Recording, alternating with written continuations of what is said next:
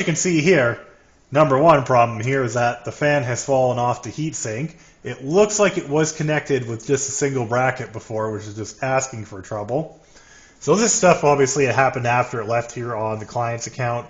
When it left here, it was together properly and didn't even have the same cooler on it.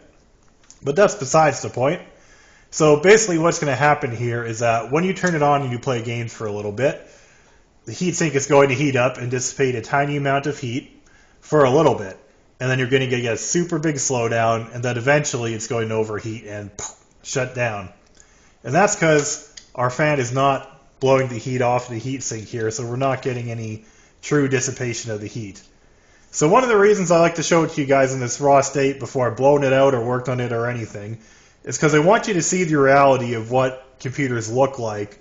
I don't want them to be all doctored up or anything for it. I want you to see, as a regular person, what you're going to see that people deal with on a day-to-day basis here.